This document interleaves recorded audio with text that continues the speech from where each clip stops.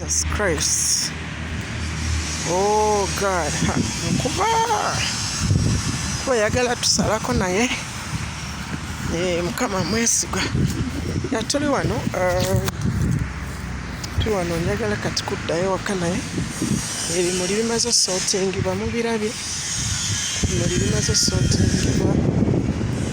Kati twagala kulaba nti omukolo ebipipa byaffe bino yo diko garage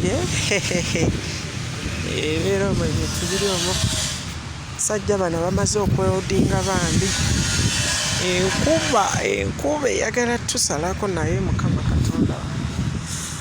Katonda wange alisaasire kubanga bino tebibulamu naye at least so that is the much extent mugira basajja bamaze okwewodinga eno mujja mubeeramu okwewodinga ebintu ebikolerawo ku venue n'obeera nga tandika tebo bwaffe bubuno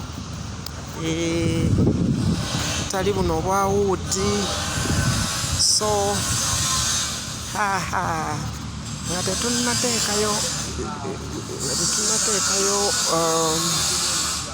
nga tetunnaba kuteekayo high table bwe bityo bwe bitandika gaba gatiititi bwe gatidde mukola kati fashion wali eri emaze okukolebwa wookowe mujjalaba ekimuli ekigenda okugendako okwenkya jakiraba ekimuli bulungi nnyo ne lighting bulungi nnyo mujja kuba mugiraba so kangenda ate neetegeke bakama bange bakyali ku mirimu wano naye omukolo gwaffe gwo bwe guti ogenda okubeera mugenda gunyumira so olunaku lwankya wano omukolo guweddewo tugenda kutambulira nnyo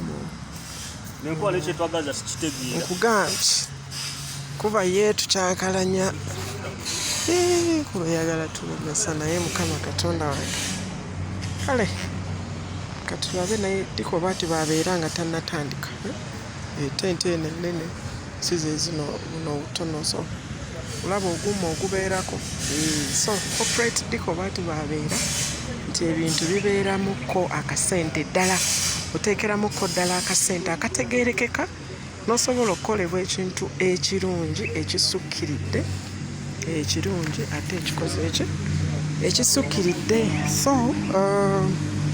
ndi mukweteekateeka wano mwenna abalina emikolo mugireete guno guwedde tugenda ku mirala kati mu linnya lya Yesu amiina.